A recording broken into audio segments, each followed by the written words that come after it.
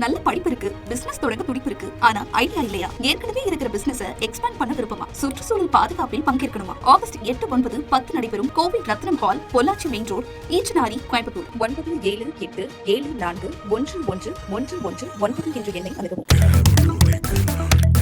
Sir, cab auto பைக்னா red taxi மட்டும்தான். Holidays-nale, adu namma GT Holidays da. GT Holidays, South India's #1 travel brand. You know you are special when you're with GT Holidays. Tamil matrimony Aadi offer. இப்ப membership எடுங்க, ஆடில ஃப்ரீயா use பண்ணுங்க. ஜெய் பீம். ஒரு இக்கட்டான சூழல்ல உங்களை எல்லாரும் சந்திக்கிறதுல ரொம்ப மகிழ்ச்சி. இன்னைக்கு இந்தியா முழுக்க மாணவர்களுடைய தொடர் போராட்டம் மிகப்பெரிய அளவில் உருமாறி மக்களும் அவர்களோடு சேர்ந்து நிற்கிற ஒரு தருணத்தை நம்ம வந்து பார்த்துட்ருக்கோம். அண்டு 2 நாளுக்கு முன்னாடி வெற்றிமாறன் சார் எனக்கு ஃபோன் பண்ணார். நம்ம எதுவும் பண்ணலையா ரஞ்சித் கேட்டார். அந்த வார்த்தை கூட ரொம்ப முக்கியமானதாக நான் நினைக்கிறேன். அண்டு இந்த போராட்டத்துக்கு மிக உந்துதலான முதல் குரலாக இயக்குனர் வெற்றிமாறன் இருந்தார். அவருக்கு இந்த மேடையில் நான் நன்றி தெரிவிச்சுக்கிறேன். அண்ட் அதே நேரத்தில் ஆக்டர் ரேவதி வந்திருந்தாங்க. அவங்களுமே வந்து நம்ம ஏதாவது பண்ணணும், நீங்கள் எதாவது பண்ணுறீங்களா, நாங்கள் உங்களோட சேர்ந்து நாங்கள் பண்ணுறோம் அப்படின்னு சொன்னாங்க.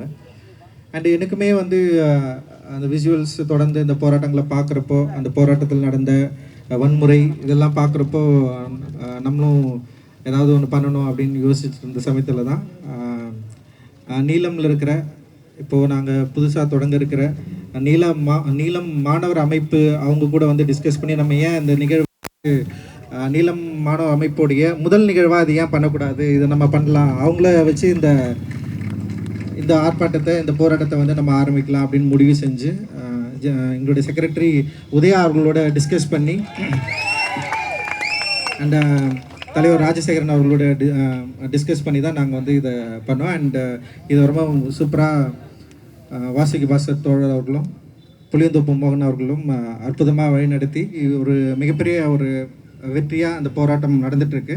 அண்டு இந்த போராட்டத்துக்கு அழைச்ச நிறைய பேரை வந்து நாங்கள் பெருசாக அழைக்கல, வெறும் மெசேஜ் மட்டும் தான் பண்ணேன். அந்த மெசேஜை கேட்டு நடிகர் சத்யராஜ் அவர்கள் வந்து ஒரு காணொலி நமக்காக வந்து ஒரு வீடியோ எடுத்து நமக்காக போட்டு அது மூலமாக அவர் வந்து சப்போர்ட் பண்ணார். ஸோ இங்கே டெஃபினட்டாக ஒரு முக்கியமான விஷயத்துக்காக, மக்களுடைய போராட்டத்துக்காக இறங்கி நம்ம நிற்கிறப்போ நம்ம மேலே சுமத்தப்படுற பொய்யான குற்றச்சாட்டுகள் மறைந்து போகும் அப்படின்ற ஒரு பெரிய நம்பிக்கை இருக்குது. அண்ட் பாபா அம்பேத்கருடைய அந்த இக்னோர் பாலிசியை தான் நான் பொதுவாக ஃபாலோ பண்ணுவேன். எல்லாருக்கும் நிரூபிச்சுட்டு இருக்கிறது வந்து என்னுடைய வேலை இல்லைன்னு நான் நினைப்பேன். அண்ட் பாபா அம்பேத்கரும் அதுதான் எனக்கு சொல்லி கொடுத்துருக்காரு.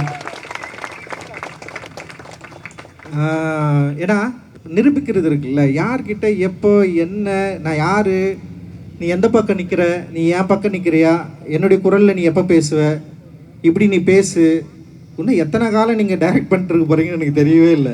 ஆக்சுவலி நாங்கள் நின்னாச்சு, முன்னாடி வந்து பேசியாச்சு, இதுதான் எங்களுடைய குரல்னு சொல்லியாச்சு.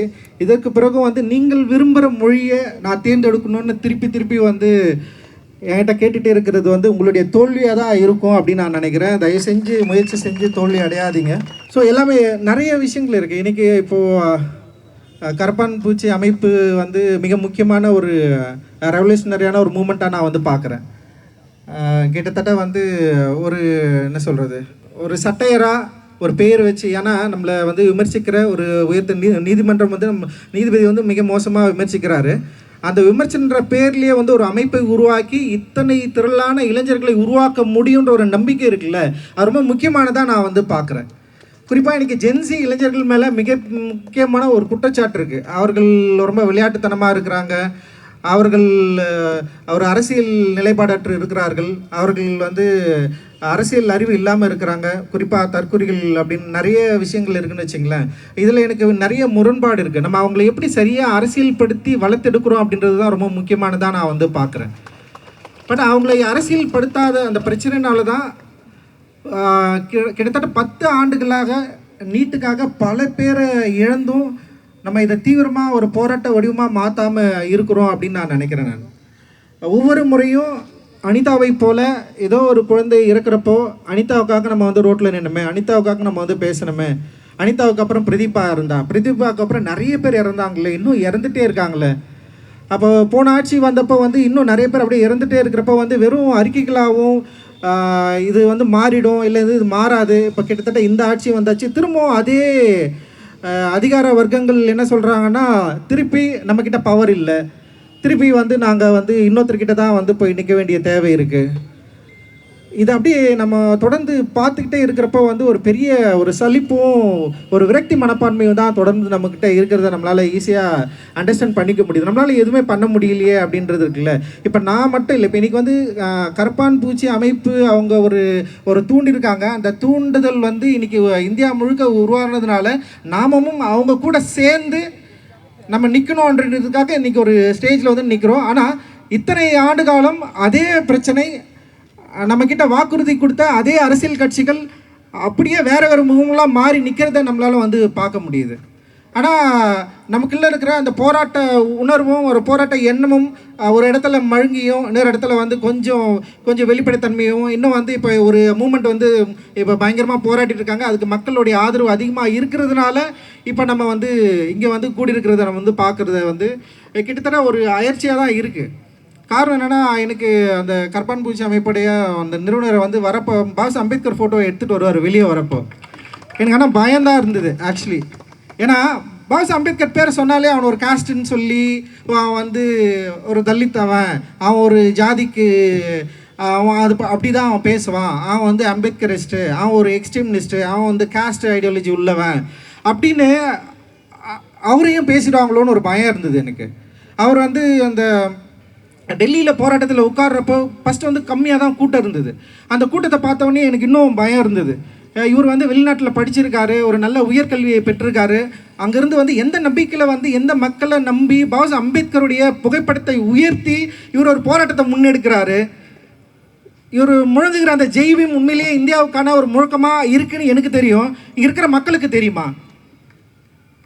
உண்மையிலேயே இங்கே இருக்கிற மக்கள் அந்த ஜெய்பீம்ன்ற முழக்கத்தை எப்படி ஏற்றுக்கொண்டார்கள் ஆரம்பத்தில்? இப்போ நான் வந்து ஆரம்பத்தில் ஜெய்பீம் அப்படின்னு சொல்கிறப்போ எள்ளி நகையாடவர்கள் நிறைய பேர், குறிப்பாக இங்கே இருக்கிற முற்போக்கு அமைப்புகளே ஜெய்பீம்ன்ற வார்த்தையை ரொம்ப கிண்டலாக பேசினாங்க. அது ஒரு வடமொழி சொல்லுன்னு கூட சொன்னாங்க. இன்னைக்கு கூட ஒருத்தர் எழுதியிருந்தார், அம்பேத்கர் வாழ்கன்னு பேச ஏன் ஜெய்பீம்னு சொல்கிற. இன்னும் அந்த பயம் இருக்குல்ல, அந்த பதட்டம் இருக்குல்ல, யார் இதை முன்னிட்டு நிறுத்துறது? ஒரு தலித் வந்து ஜெய்பீம் என்ற வார்த்தையோடு முன்னெடுத்து நிறுத்துறது இந்த போராட்டத்தை வந்து வெற்றிகரமாக செயல்பட வைக்குமான்ற பயம் எனக்கு அடிப்படையில் உருவாச்சு. இப்போ இது பேசுகிறது கூட என்ன நினைப்பாங்கன்னா, உடனே வந்து இது ஒரு காஸ்ட் ஐடியாலஜியில் நான் திருப்புறேன் அப்படின்னு கிடையாது. இங்கே அடிப்படையிலிருந்து இதை சரி செய்ய வேண்டிய தேவை இருக்குது நமக்கு. புரட்சியாளர் பாபா அம்பேத்கர் இந்த இந்தியாவை ஒட்டுமொத்த இந்தியாவாக எல்லாருக்குமான இந்தியாவாக கனவு கண்டவர். அவர் எப்படி ஒரு சாதிக்கான ஒரு குறிப்பிட்ட ஒரு அமைப்புக்கான தலைவராக இருக்க முடியும்? அந்த ஜெய்பீம் என்ற ஒரு சொல் எப்படி வந்து ஒரு சாதிக்கான ஒரு அடையாளமாக மாறிட முடியும்? ஆனால் அடையாளமாக மாறி இருக்கிறது யார், மாற்றுறது யார்? நான் சொல்கிறதுனால, நான் எங்கிருந்து வந்ததுனால அந்த வார்த்தை ஒரு சாதிக்கான அடையாளமாக மாறி போயிருக்கு. அந்த பயம் அந்த சகோதரர் சொல்கிறப்போ அவரை பாஸ் அம்பேத்கர் புத்தகத்தை ஏந்தி வரப்போ எனக்கு இருந்தது. ஆனால் இன்றைக்கி அந்த பயம் நீங்கி இருக்கு. அந்த பயம் நீங்கி திரளான யங்ஸ்டர்ஸ் எவ்வளோ பேர், பயங்கரமாக படித்தவங்கலேருந்து சின்ன பசங்கள்லேருந்து அவ்வளோ பேர் அந்த மூமெண்ட்டுக்கு வந்து சப்போர்ட் பண்ணி போராடுறது. குறிப்பாக எல்லா இந்தியாவில் எல்லா மட்டங்களிலும் வந்து போராட்டம் தீவிரம் அடைஞ்சிருக்கு. அவருடைய உறுதியான நிலைப்பாடு இன்றைக்கி வந்து நிருபர்கள் அவர்கிட்ட கேள்வி கேட்குறப்ப வந்து ஏன் மற்ற அரசியல் கட்சிகள் எங்களுக்கு சப்போர்ட் பண்ணக்கூடாதுன்னு கேட்குறாரு அவர். அந்த அரசியல் கட்சிகளுக்காக தான் நான் போராடுறேன். அப்போ ஒரு நிருபர் கேட்குறாங்க, நீங்கள் வந்து போராடுறீங்க, ஆனால் நிறைய அரசியல் கட்சிகள் உங்களை இன்ஃப்ளூயன்ஸ் பண்ணி அவங்களுடைய கொள்கை திட்டங்களில் செயல்படுத்துவதற்கு உங்களை பயன்படுத்திக்கிறாங்களேன்னு சொல்கிறப்ப பயங்கரமான கோபம் வருது அவருக்கு. ஏன் அவங்க எங்கள் கூட நிற்கக்கூடாது? அவர்களுக்காகவும் தான் நாங்கள் போராடுறோம். ஸோ இந்த போராட்டம் அப்படின்றது வந்து அவருக்காக மட்டும் இல்லை, இந்த ஒட்டுமொத்த இந்தியாவுக்குமானது. அது ஜெய்பீம்ன்ற முழக்கத்திலேருந்து உருவாகிறப்போ உண்மையிலேயே பெரிய ஒரு நம்பிக்கை பிறக்குது. அந்த நம்பிக்கை இந்தியா முழுக்க வந்து உருவாக வேண்டிய தேவை இருக்குது. இன்னைக்கு பாஜக பயப்படுற ஒரே ஆள் பாபா அம்பேத்கர் மட்டும்தான், வேற யாருமே கிடையாது. பாஜக அம்பேத்கரை பார்த்து பயப்படுகிறது, புரட்சியாளர் பாபா சாஹேப் பார்த்து பயப்படுது. அதாவது எப்படியாவது அவரை வந்து என்ன பண்ணுது, கேப்சர் பண்ண ட்ரை பண்ணுறான். பல கட்டுக்கதைகளை உருவாக்குறான். பாபா அம்பேத்கருக்கு சிலையை உருவாக்குறான். இல்லை தலித்துகளுக்கு வந்து அதிகாரத்தில் பங்கு கொடுக்கறது. ஸோ இதனாலலாம் தலித்துகள் இல்லை வந்து பாபா அம்பேத்கர்வாதிகள் வந்து அதை நம்பி போயிடுவாங்களான்னா கிடையாது.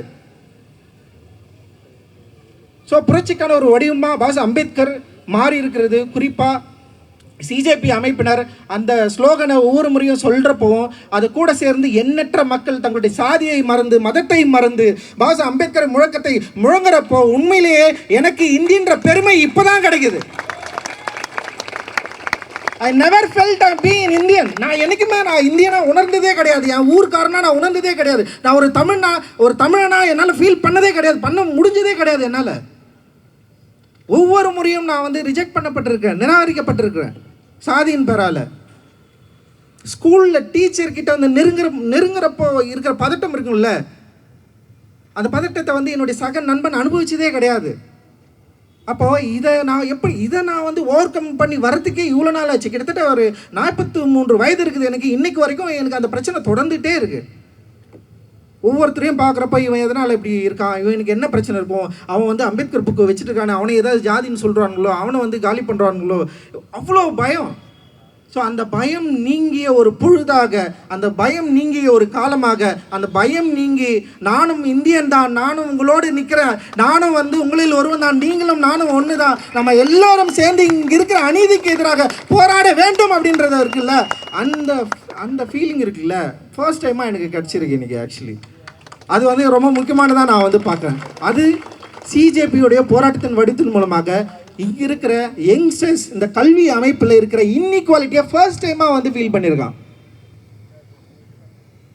அதெல்லாம் வந்து எப்போயோ ஃபீல் பண்ணிட்டேன். இந்த கல்வி எனக்கு ஏன் வந்து ஈக்குவலாக இல்லை, ஈவன் வந்து ப்ரைவேசேஷனே எனக்கு ஈக்குவலாக இல்லை, எதுவுமே என்னை வந்து சமமாக பார்த்ததே இல்லை, இங்கே இருக்கிற மக்களை சமமாக பார்த்ததே இல்லை. பொருளாதார ரீதியாகவும் மத ரீதியாகவும் சாதி ரீதியாகவும் வந்து இங்கே வந்து ஒரு மேல் பள்ளமாக தான் இன்றைக்கி இருந்துகிட்டே இருக்குது. ஈக்குவாலிட்டியே இல்லை இங்கே. இப்போ தான் இங்கே இருக்கிற யங்ஸ்டர்ஸ் நீட்டில் நடந்த முறைகேடுகளுக்கு எதிராக போராட ஆரம்பித்திருக்கிறார்கள். அந்த முறைகேடுகளுக்கு எதிராக போராட ஆரம்பிக்கிறப்போ பாசப் அப்படின்றவருடைய வடிவத்தை முன்னிறுத்து போராடுகிறார்கள். அந்த வடிவம் இங்கே இருக்கிற இன்இக்வாலிட்டியை கேள்வி கேட்ட வடிவம். ஸோ அந்த இன்இக்வாலிட்டியை புரிந்து கொள்ளக்கூடிய ஒரு ஸ்பேஸ் இன்றைக்கி உருவாகிருக்குதான் நான் வந்து பார்க்குறேன். நம்ம இதை பயன்படுத்திக்கிட்டு இந்த ஸ்பேஸை, இங்கே இருக்கிற இன்இக்வாலிட்டியை எப்படி நம்ம பிரேக் பண்ணலாம். நீட்டில் எப்படி இன்இக்வாலிட்டி இருக்குது, ரொம்ப அநியாயமான ஒரு மோசமான ஒரு முறை தான் நீட் முறை. ரொம்ப ரொம்ப கொடுமையானது. இப்போ நீங்கள் சாதி அடிப்படையில் இடஒதுக்கீடை பற்றி நிறைய பேர் விமர்சனம் பண்ணுவாங்க. கம்மியான மார்க் எடுத்துகிட்டு அவனை வந்து உள்ளே வந்துடுறான், நாங்கள் வந்து நிறைய மார்க் எடுத்துகிட்டு எங்களுக்கு சீட்டு கிடைக்கல, நாங்கள் வெளியே இருக்கிறோம் அப்படின்னு சொல்கிறாங்களா. நீட் ரொம்ப கம்மியான மார்க் எடுத்து உள்ளே போனவன் தான் எக்கச்சக்கம். அது உங்களுக்கு தெரியுமா தெரியாதா? அது இதை எதிர்த்து நீங்கள் ஏன் கேள்வியே கேட்கல? 120 மார்க் எடுத்தவன் இன்னைக்கு வந்து டாக்டராக படிச்சுட்டு இருக்கிறான், பணம் இருக்கிறதுனால. யாராவது கேள்வி கேட்டிங்களா? இங்கே இருக்கிற மாணவர்கள், தலித்துகள் வந்து ரிசர்வேஷன் மூலமாக படிக்கிறாங்க அப்படின்றத காலங்காலமாக சொல்லிகிட்டே இருக்கிறீங்கள. நேற்று கூட ஒரு தோழர் வந்து பேசினார், தமிழகத்தில் வந்து இடஒதுக்கீடு இருந்ததுனால தான் மலமல்லீரல் கூட வந்து இங்கே வந்து டாக்டராக படிக்க முடிஞ்சதெல்லாம் சொன்னார். நீ டாக்டரானதை பற்றி எப்போ பேச போகிற? மலம் அல்லவன் டாக்டரானதை பற்றி நீ பேசுகிறல்ல. நீயே ஒரு மிகவும் பிற்பட்ட சமூகத்திலேருந்து வந்திருக்கிற, உனக்கு இடஒதுக்கீடு மூலமாக தான் டாக்டர் வேலையே கிடச்சிருக்கு, டாக்டர் படிப்பே கிடச்சிருக்கு. நீ எப்போ அதை பற்றி பேச போகிற? ஒவ்வொரு முறையும் தலித்துகள் தான் இடஒதுக்கீடு மூலமாக உள்ள வந்துட்டான். எவ்வளோ மோசமான ஒரு குற்றச்சாட்டு, ரொம்ப கவலையாக இருக்குது. எப்போ இதை வந்து நம்ம பேச போகிறோம்? அப்படி இருக்கிற பட்சத்தில் தான் 120 மார்க்கு 200 மார்க் எடுத்த நீட்டில் எடுத்த மாணவர்கள் இன்றைக்கி வந்து மருத்துவராக படிச்சுட்டு இருக்காங்க. காரணம் பணம். அப்போ மிக குறைந்த மதிப்பெண் பெற்று பண வசதி இருந்தால் நீட்டில் கல்வி கற்க முடியுன்ற ஒரு அநியாயத்தை செய்கிறப்போ நம்ம ஏன் அதை தட்டி கேட்கல? ஏன்னா இங்கே வந்து வர்க்க ரீதியான அந்த இன்இக்வாலிட்டியை வந்து நம்ம சரியாக அண்டர்ஸ்டாண்ட் பண்ணிக்கவே இல்லை. ஸோ இவ்வளவு முரண்கள் இருக்குது. இன்றைக்கி மாணவர்கள் இதை சரியாக புரிஞ்சுக்கிட்டு இந்த நீட்டுக்கு எதிராக போராட ஆரம்பிச்சிருக்கிறத நான் முழு மனதோடு வரவேற்கிறேன். அதே நேரத்தில் நீட்டை ஒழிக்கணுன்றது வந்து தமிழகத்திலிருந்து இருந்த மிக முக்கியமான குரல், தமிழ்நாட்டிலிருந்து எழுந்த மிக முக்கியமான குரல். அந்த குரலை இந்தியா முழுக்க பரப்ப வேண்டிய தேவை நமக்கு இருக்குது. இதை நம்ம அவங்கக்கிட்ட சொல்ல வேண்டியது இருக்குது. இன்றைக்கி ரேவதி மேம் கேட்குறப்ப கூட வந்து எனக்கு இந்த போராட்டத்தில் வர்றதில் எனக்கு விருப்பம் தான், ஆனால் நீட்டு ஏன் வேணான்றீங்கன்னு கேட்டாங்க. நான் சொன்னேன், நீட் அடிப்படையில் வந்து ரொம்ப அநியாயமானது, சமத்துவத்துக்கு எதிரானது. ஸோ நம்ம அது வந்து முற்றிலும் ஒழிக்கப்பட வேண்டிய ஒரு கல்வி அமைப்பு முறை அப்படின்னு சொன்னோடனே அவங்க கொஞ்சம் ரியலைஸ் பண்ணாங்க. ஓகே, எனக்கு சில விஷயங்கள் புரியுது, ரொம்ப நன்றி. ஆனால் அவங்க அந்தளவுக்கு புரிஞ்சுக்கிட்டாங்களா இல்லையான்னு தெரியல. என்னால் முடிஞ்ச அளவுக்கு நான் வந்து அவங்கள வந்து புரிய வச்சேன். ஸோ இப்படி இருக்கிற பட்சத்தில் தான் அந்த போராட்டம் அப்படின்றது வந்து மாணவர்கள் கையில் எடுக்கிறாங்க. ரொம்ப மோசமான ஒடுக்குதலை நம்ம வந்து பார்க்குறோம். பிஜேபி ஒடுக்கும், நான் வந்து ஒத்துக்கிறேன். தமிழக அரசு ஏன் ஒடுக்கணும்?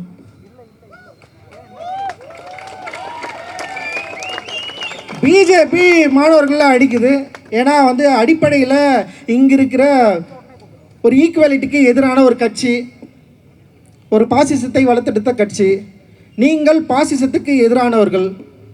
நீங்கள் ஆக்கப்பூர்வமான ஒரு மாற்றத்தை உருவாக்கி இங்கே தமிழகத்தை முன்னோடி மாநிலமாக்க விரும்புகிற ஒரு கட்சி. நீங்கள் போராடுகிற மாணவர்களை ஏன் அடிக்கிறீங்க? யார் உங்களுக்கு அந்த ரைட்ஸ் கொடுத்தது? பேட்ச் இல்லாமல் அடிக்கிற அளவுக்கு கோழைகளா நீங்கள்? நான் கேட்குறேன். நான்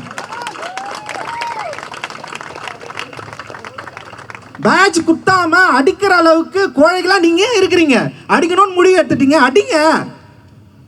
அதை எதிர்கொள்ள நாங்கள் தயாராக இருக்கிறோன்ற. நான் 8 தலித் அமைச்சர்களை கொடுத்துட்டோம். சரி, அந்த 8 தலித் அமைச்சர்கள் என்னைக்கு தலித் பிரச்சனை கிட்டத்தட்ட 2 மாசம் ஆயிடுச்சுங்க. அதாவது வன்னியரசு தோழரை தவிர மீது 7 தலித் அமைச்சர்கள் என்னைக்காவது தலித் பிரச்சனை பத்தி பேசியிருக்காங்க? முதல்ல அமைச்சர் ராஜ்மோகன் தலித்தா நான் தலித்தானே எங்களுக்கு தெரியாது. எழும்பூர் தொகுதியில் நின்னதுக்கு அப்புறம் தான் எங்களுக்கே தெரியும், ஓகே ஒரு தலித். ஏன்னா ஒரு ஆக்டிவிஸ்டா ஒரு யூடியூபரா இருந்து எந்த தலித் பிரச்சனைக்கும் குரல் கொடுக்காதவர் தான் அவர். ஏதாவது எந்த எப்பயாவது எங்கேயாவது தலித் பிரச்சனைக்கு குரல் கொடுத்துருக்காரு அவர்? ஆம்சாங் அண்ணன் படுகொலைக்கு சில வீடியோக்கள் வந்து போட்டிருக்காரு அவர். மற்றபடி என்றைக்கும் தலித்துகளோட பிரச்சனை கூட நின்னதே கிடையாது. அவர் அமைச்சர் ஆனானா ஆகலை, எனக்கு புரியவே இல்லை எங்களுக்கு. அதை நீங்கள் பாருங்கள், உங்கள் கட்சியில் அவரை நீங்கள் அமைச்சர் ஆக்கி கொள்ளுங்கள், நல்ல விஷயம். நீங்கள் ஒரு தலித் ரெப்ரஸன்டேட்டிவ் கொடுத்தேன்னு சொல்லிக்கோங்க. ஆனால் அது மாற்றம் கிடையாது. இப்போ வன்னியரசு தோழர் மாதிரி அவருக்கு பவர் கிடைச்சவனே அவரால் சில விஷயங்களை செய்கிறார்ல, உண்மையிலே நாங்கள் பாராட்டுகிறோம். நேரடியாகவே வன்னியரசு தோழருக்கும் எனக்கும் நிறைய முரண் இருக்குது, நான் இல்லைன்னு சொல்ல. ஆனால் வன்னியரசு தோழருடைய அமைச்சர் வன்னியரசு தோழருடைய நடவடிக்கைகளை பார்த்து நான் வியந்தேன். உண்மையிலே மகிழ்ச்சி. அவருக்கு இந்த மேடையில் நான் பாராட்ட கடமைப்பட்டிருக்கிறேன். ஆனால் தாவக்கையோடைய மற்ற 7 தலித் அமைச்சர்கள் என்ன செஞ்சீங்க? அம்பேத்கர் சிலை கால் மேல் கால் போட்டு உட்காந்துருக்க சேலம் மாவட்டத்தில் அம்பேத்கர் சிலையே திறக்க முடியல. ஏன் திறக்கல? 15 பேரை அடிச்சு ரிமாண்ட் பண்ணி வச்சிருக்கான். கொடூரமா கொலை வழக்கு கேஸ் போட்டிருக்கான். நாங்கள் போய் உதயா தலைமையில் அங்கே போயிட்டு வந்து பேசுகிறாங்க. ஆனால் இன்னைக்கு வரைக்கும் ரெஸ்பான்ஸ் இல்லை. நாங்கள் என்ன கேட்குறோன்னா, அரசு விழாவாக பாஸ் அம்பேத்கர் சிலையை திறங்குற 6 வருஷத்துக்கு முன்னாடி அனுமதி பெற்ற அம்பேத்கர் சிலை கால் மேலே கால் பட ஒரே காரணத்துக்காக இன்னும் திறக்க முடியாமல் இருக்கு. பாஸ் அம்பேத்கர் உங்களுடைய கொள்கை தலைவர் தானே? பாபா சாஹேப் அம்பேத்கர் கொள்கை தலைவராக இருக்கிறப்போ அவருடைய சிலையை ஏன் திறக்கக்கூடாது? நீங்களே போய் திறந்து வைக்கலாமே. உங்களுடைய கொள்கை தலைவரை மக்கள் ஒரு சாதி ரீதியாக பார்க்குறாங்க, அவரை வந்து பெரிய பெரிய தகடு போட்டு வந்து மறைக்கிறாங்க. உங்களுக்கு கோவம் வரணுமா வரக்கூடாதா? உங்களுக்கு கோவம் வரல. 7 தலித் அமைச்சர்களுக்கு கோவம் வந்ததா? வரல. அப்போ நாங்கள் சொல்கிறோம், அந்த 7 தலித் அமைச்சர்கள் எங்களுடைய ரெப்ரசன்டேட்டிவ் கிடையாது. நாங்கள் அங்கே போராடுகிறோம். இன்னும் கூட நீங்கள் வந்து இப்போ தான் புதுசாக ஆட்சிக்கு வந்திருக்கிறீங்க, கிரேஸ் டைம் இருக்குது, ஓகே எடுத்துக்கோங்க, இன்னும் எவ்வளோ நாள் எடுத்துக்கோங்க. நாங்கள் என்ன கேட்குறோன்னா, வாங்க உங்களுடைய தலைமையிலேயே சேலம் மாவட்டத்தில் இருக்கிற பாபா அம்பேத்கர் சிலையை நம்ம வந்து திறப்போம், ஒரு பெரிய அரசு விழாவாக கொண்டாடுவோம். கைது செய்யப்பட்ட 15 அப்பாவி மக்களை தயவு செய்து விடுதலை செய்யுங்க. அவங்க மேலே இருக்கிற கொலை வழக்க உடனே வந்து அதுலேருந்து விடுவீங்க. அவங்கள வாய்ப்பு இருக்கானா? கிடையாது. ஏன்னா இந்த அரசு என்பது அதிகாரிகளோட அரசு, அமைச்சர்களுடைய அரசெல்லாம் கிடையாது, அதிகாரிகளுடைய அரசாக தான் செயல்படுது. அதிகாரிகள் மிக மூர்க்கமாக அதே பழைய ட்ரெடிஷ்னலான ஸ்டைல் அப்படியே பண்ணிருக்காங்க. ஒரு ஜாதி பிரச்சனைனா 2 பேரையும் வந்து தடுத்து நிற்கிறது. புரியல, இது இன்னும் எவ்வளோ காலம் தொடரப்போகுது? யாரை நாங்கள் எதிர்பார்த்து கொண்டிருக்கிறோம்? இன்னும் யாருக்கு எதிர்பார்த்து எங்களை ஓட்டை செலுத்து கொண்டே இருக்கிறோம்? ஸோ இப்படி இருக்கிற சூழலில் தான் இன்னைக்கு நீட்டுக்காக போராடுற இங்கே இருக்கிற யங்ஸ்டர்ஸ், இங்கே இருக்கிற எஸ்எஃப்ஐ முற்போக்கு மாணவர்கள் இயக்கத்தில் இருக்கிற தோழர்கள் நிறைய பேர் அடி வாங்குறத பார்க்குறப்ப வந்து உண்மையிலேயே அந்த வீடியோக்களை வந்து இங்கே இருக்கிற முதல்வர் பார்க்கலையா?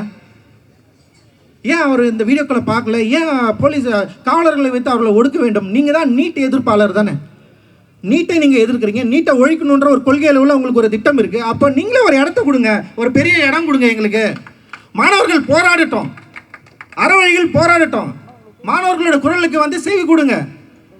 இதுதான் இந்த நிகழ்வோடைய மிக முக்கியமான கோரிக்கையாக நாங்கள் வைக்கிறோம். மாணவர்களுக்கு போராடுவதற்கான ஒரு இடத்தை அரசே நிர்ணயித்து கொடுங்க. அப்படி கொடுக்குறப்ப உங்களோடு சேர்ந்து நாங்களும் போராடுகிறோம். உங்களோடு சேர்ந்து நாங்கள் கனவு கண்ட அந்த நீட்டை முற்றிலுமாக ஒழிக்கலாம். வாங்க முதல்வர் அவர்களே. அனுமதியெல்லாம் எல்லாமே டிக்கெட் பண்ணிக்கலாம்.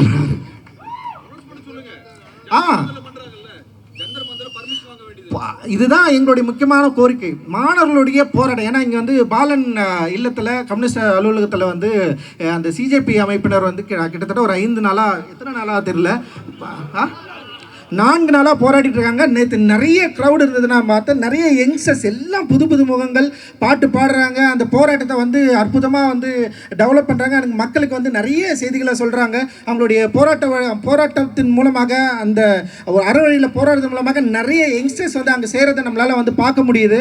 அது ஏன் வந்து ஒரு கட்டுப்பாடான ஒரு இடத்துல வைக்கணும்? இன்றைக்கி ஏன் வந்து மெரினாவை வந்து பூட்டணும்? எனக்கு புரியவே இல்லை.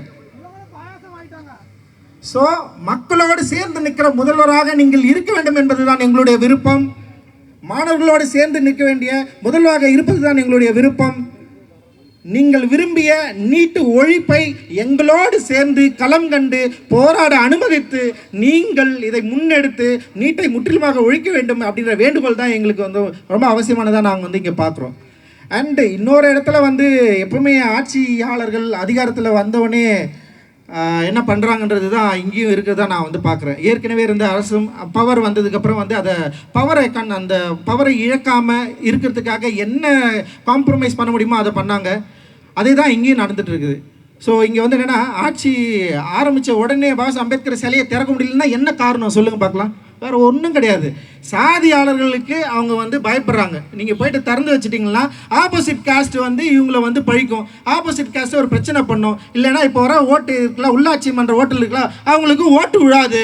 அவள் தான் ஓட்டு விழாது, நம்ம வந்து அதிகாரத்தை இழந்துருவோம். ஸோ அதிகாரத்தை தக்க வைத்து கொள்வதற்கு இந்த காம்ப்ரமைஸ் தேவை. சாதி ரீதியான, மத ரீதியான, வர்க்க ரீதியான, பொருளாதார ரீதியான காம்ப்ரமைஸோடு தான் நாங்கள் இயங்குவோம்னு நீங்கள் சொல்ல வரீங்களா அப்படின்றது தான் என்னுடைய ஒரு கேள்வி. ஸோ இந்த கேள்வியோட எங்களுடைய போராட்டத்துக்கு, மாணவர்களோட போராட்டத்துக்கு நீங்கள் செவி சாய்க்க வேண்டும்.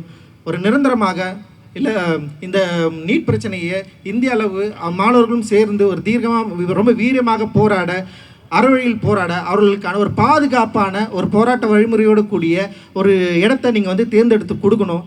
அண்ட் அதே நேரத்தில் உங்களுடைய நீட் எதிர்ப்பு என்பது வெறும் சொல்லாக, வெறும் பேச்சாக, வெறும் எழுத்தாக இல்லாமல் எங்களோடு சேர்ந்து நீங்களும் கூட இருந்து போராடி இதை நாம் வந்து வென்றெடுக்க வேண்டும். அந்த வென்றெடுத்துல தான் நம்முடைய யங்ஸ்டருடைய எதிர்காலம் இருக்குது. ஸோ அந்த எதிர்காலத்தை இன்றைக்கி பாபா அம்பேத்கருடைய ஜெய்பீம் என்ற முழக்கத்தோடு ஆரம்பித்து இன்றைக்கி வந்து இந்தியா முழுக்க வந்து ஒரு பெரிய ஒரு பாய்ச்சலை நிகழ்த்தி கொண்டிருக்கிற சிஜேபி அமைப்போடு நாம் கூட நிற்பதில் எங்களுக்கு பெருமை. நீங்களும் எங்களோடு கூட நில்லுங்கள். இங்கே வந்திருக்க எல்லா தோழர்களுக்கும் என்னுடைய நன்றி. நான் பெரிதும் மதிக்கிற என்னுடைய இயக்குநர்கள், சக தோழர்கள் நிறைய பேர் வந்து இங்கே இருக்காங்க. அவங்க கொடுத்த சப்போர்ட், இந்த ஒரு ஷார்ட் டைமில் இவ்வளோ பேர் வந்து திரண்டது இந்த அமைப்புக்கு வந்து ஒரு பெரிய ஒரு கூடுதல் நம்பிக்கை இருக்குது. அதே நேரத்தில் வந்து காவலர்களுடைய ஒத்துழைப்பும் மிக மிக முக்கியமானதாக நான் வந்து பார்க்குறேன். அண்ட் உங்கள் எல்லோருக்கும் என்னுடைய ஜெய்பீம் கலந்த நன்றியை தெரிவித்துக் கொள்கிறேன். ஜெய்பீம்.